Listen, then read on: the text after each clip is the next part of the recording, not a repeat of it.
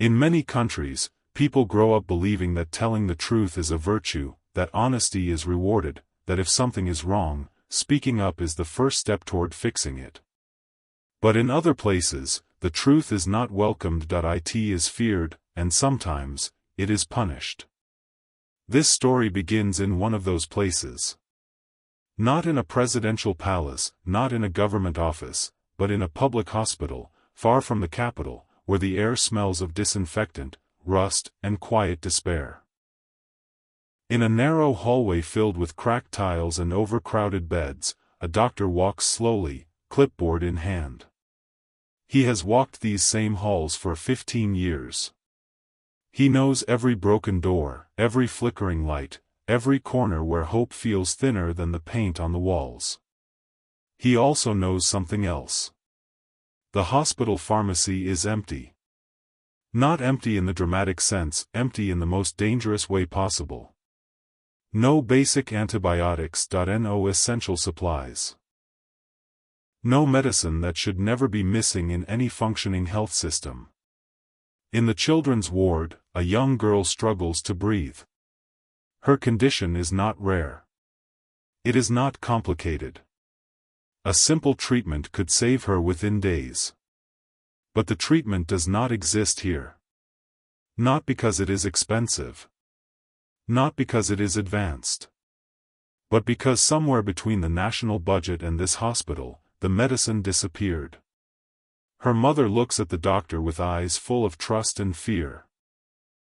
She believes he can help. After all, he is a doctor. He wears the white coat. He has the training. He has the responsibility. What she does not see is the quiet helplessness tightening in his chest. This doctor has seen this scene too many times. For years, he told himself the same thing everyone else told themselves: this is how the system works. Nothing will change. Speaking up will only make things worse. And for 15 years, he stayed silent. Not because he did not care, but because silence felt safer than truth. That silence ends today. A journalist stands nearby, taking notes. He expects to write another familiar story about resilience, about doctors doing their best with limited resources. Stories like that are safe. They offend no one. They protect those in power. But the doctor does not speak about resilience. He speaks about reality. He speaks calmly. He does not shout. He does not accuse anyone by name.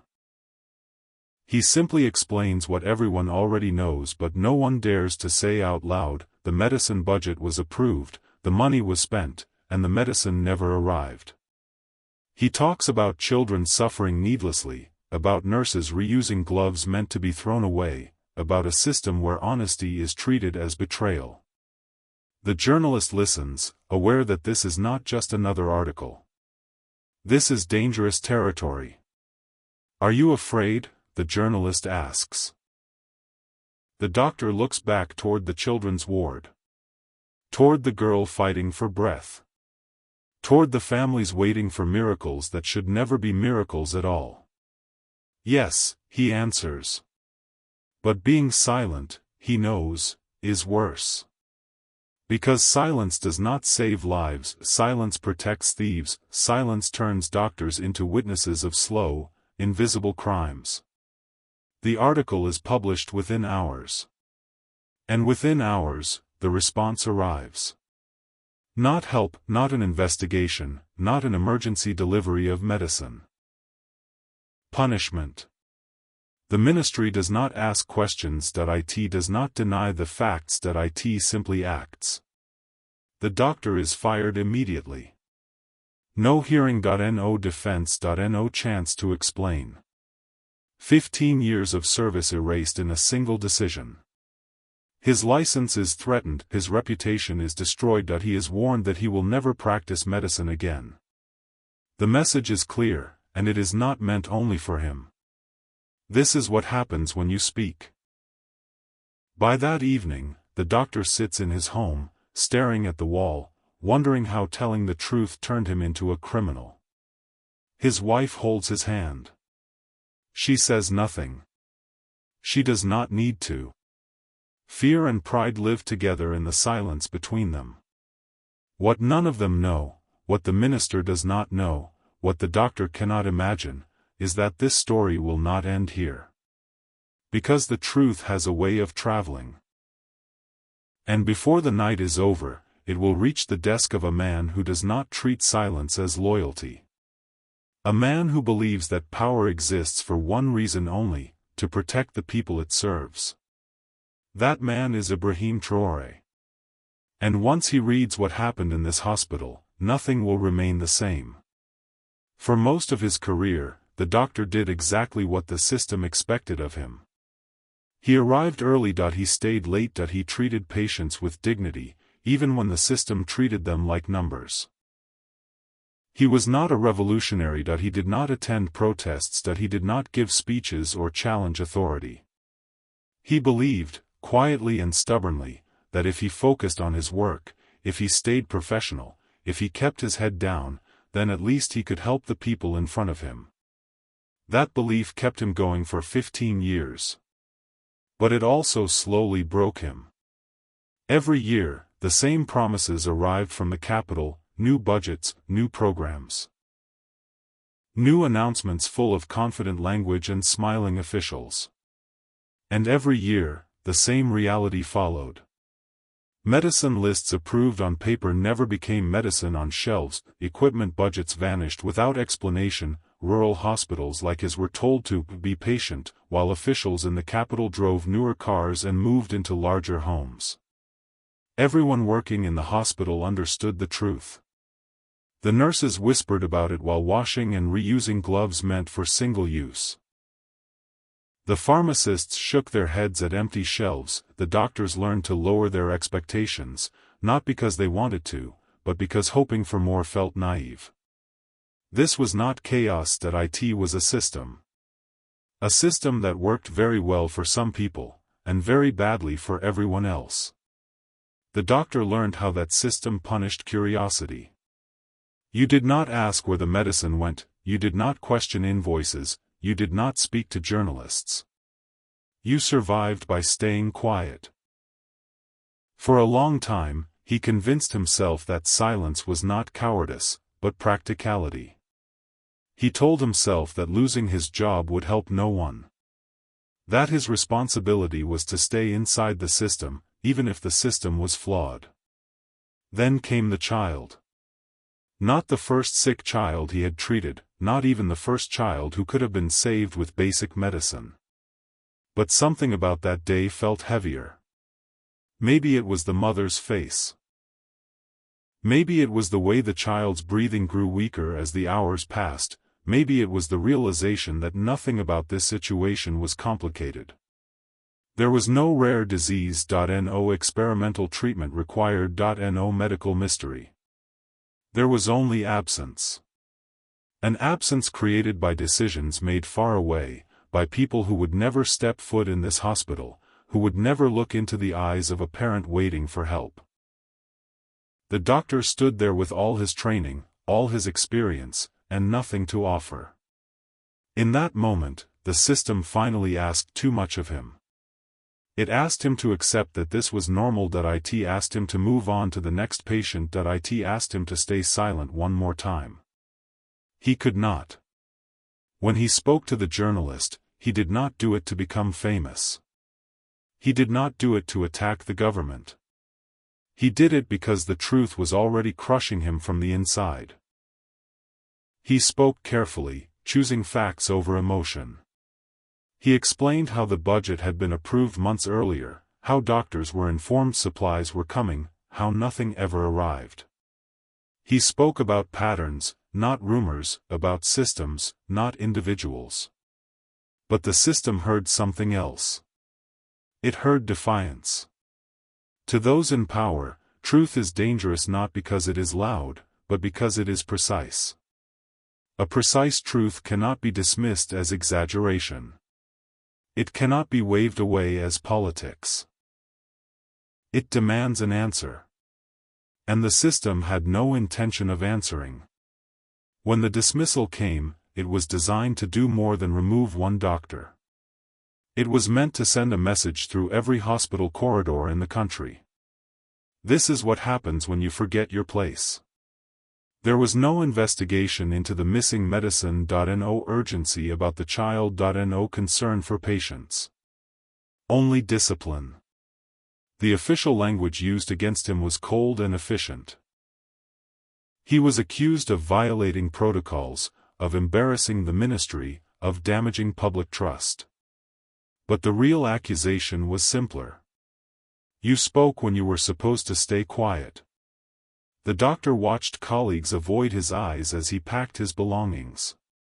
Men and women he had worked beside for years felt sympathy, but sympathy did not protect families or pay school fees. Silence did. He did not blame them. Fear is not an individual failure. It is a collective condition created by systems like this. Outside the hospital gates, life continued. People bought food. Children played. Officials attended meetings. The system rolled forward as if nothing had happened. Except something had. The truth had escaped its cage. The journalist, burdened by guilt, understood that publishing facts was not enough. Facts without visibility can still be buried. So he attached a face to the story. A name. A photograph. That changed everything. Once people could see the man who lost everything for telling the truth, the story no longer belonged to the ministry. It belonged to the public.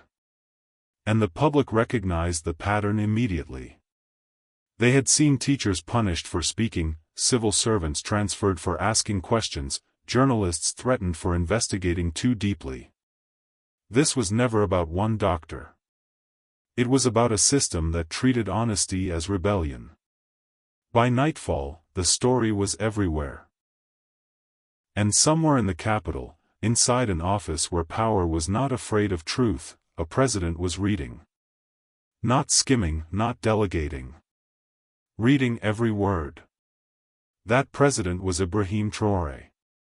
And unlike others before him, he did not ask how to silence the story. He asked one question only. Is it true? That question would change everything. Power rarely reacts well to being exposed. When the article reached the capital, it did not cause panic about missing medicine. It did not trigger emergency meetings about children's lives. It did not spark concern about hospitals running empty. It triggered anger. Inside the ministry, the story was not read as a warning. It was read as an attack. Not on patients. Not on public trust. But on authority itself. To the men in charge, the problem was not that medicine had disappeared, the problem was that someone had said so out loud. The response was swift and deliberate. A brief, cold statement was released. No names. No details. Just a familiar phrase used countless times before: an employee was dismissed for violating professional protocols. It was meant to sound routine. Administrative.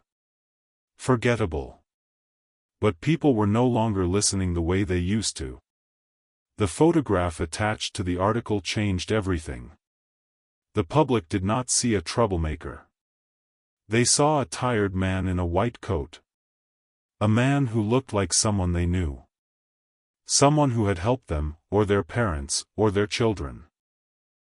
They recognized the cost in his eyes. And they recognized the pattern. Social media did what closed doors could not. It removed distance. It collapsed hierarchy. It allowed ordinary people to say, out loud and together, what they had been taught to whisper. This could be my hospital. This could be my child. This could be me. Within hours, the ministry lost control of the narrative. Every attempt to minimize the story made it worse. Each vague explanation sounded like an insult to people who had lived this reality for years. The more officials tried to frame the doctor as undisciplined, the more disciplined his truth appeared. This was not chaos, this was recognition. People did not need proof that corruption existed. They had lived with its consequences for decades. What they needed was confirmation that someone inside the system had finally said what everyone else already knew. The ministry, however, mistook silence for weakness. For years, silence had worked, fear had worked, punishment had worked. So they followed the same script. They threatened license reviews, they whispered about blacklists, they let the warning travel through unofficial channels. The goal was simple: make an example. If one doctor suffered enough, 100 others would think twice. But something had shifted. This time, the truth did not die quietly. The journalist watched the story grow beyond anything he expected. He saw comments flood in not just from one region, but from across the country.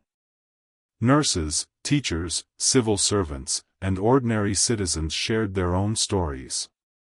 Different sectors. Same system. The doctor's dismissal had cracked something open. And the ministry could feel it. They tried to wait it out. Crises, after all, usually fade. Attention moves on. Anger cools. People return to survival. But this story did not fade. Because somewhere beyond the reach of ministry statements and press offices, a different reaction was taking place. In the presidential office, the story was not categorized as a public relations problem. It was treated as a governance problem. When Ibrahim Traoré read the article, he did not ask who authorized it. He did not ask how to contain it. He did not ask who to blame. He asked for records. That single request marked the moment the system lost its advantage. For decades, corruption thrived not because it was invisible, but because it was never examined closely by those with the power to act. Files existed. Numbers were recorded. Budgets were approved. But no one at the top ever stayed long enough to connect the dots. This time was different. As documents began arriving, the scale of the deception became impossible to ignore.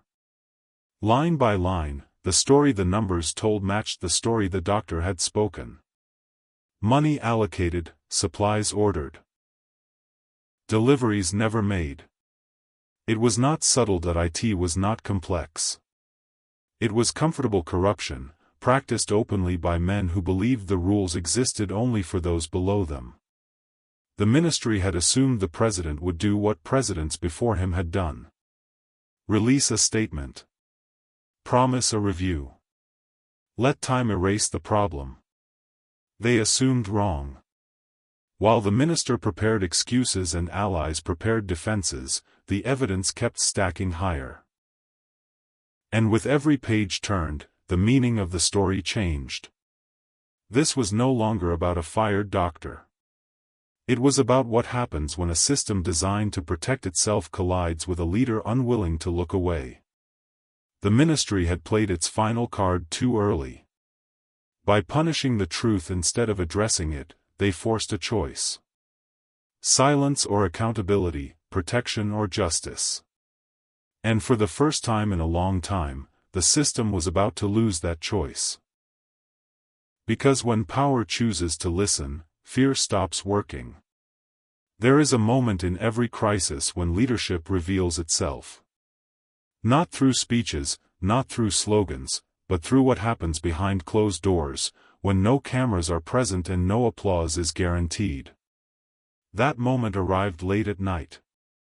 Inside the presidential office, the city outside was quiet. Most of the country was asleep. The minister responsible for the crisis believed the worst was already over. The doctor was fired. The warning had been sent. The system had protected itself, as it always had. But power was moving in a direction the system did not expect. When Ibrahim Traoré finished reading the article, he did not react the way others before him might have. He did not call his communications team, that he did not ask for a damage control strategy, that he did not ask how to calm public anger. Instead, he asked for files. Not summaries, not explanations, the files. 2 years of budget records, invoices, delivery reports. Contracts. His aides hesitated. Not out of defiance, but out of habit. These documents were dense, technical, and time-consuming. This was the kind of work usually delegated, postponed, or softened by intermediaries. They suggested waiting until morning, they suggested a preliminary review, they suggested a statement promising reform. The president repeated the order. Now. What followed was not dramatic in the way movies portray investigations. There were no raised voices. No threats. No grand declarations. There was only paper. Stacks of it. As the night stretched on, the story changed shape. What initially appeared to be a complaint became a pattern, what seemed like mismanagement revealed intent, what could have been dismissed as inefficiency turned into evidence. Funds allocated to rural hospitals had been redirected toward administrative costs in the capital. Contracts for basic medical supplies were awarded at prices far above market value to companies tied to personal networks. Payments were issued for deliveries that never took place. The corruption was not hidden. It was confident. Confident that no one with real authority would ever look closely enough to care.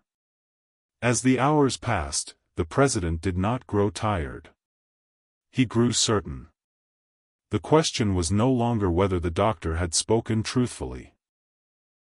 The question was how deeply the system had been lying. By the time the sun rose, there was no ambiguity left. This was not a scandal created by social media, this was not a misunderstanding between a ministry and a hospital. This was theft. And worse than theft, it was theft from the sick. The president understood something that many leaders refused to accept: corruption does not survive because of complexity. It survives because of tolerance. Someone, somewhere, always decides that confronting it is too inconvenient. That decision was about to be reversed. The first call he made was not private. It was deliberate.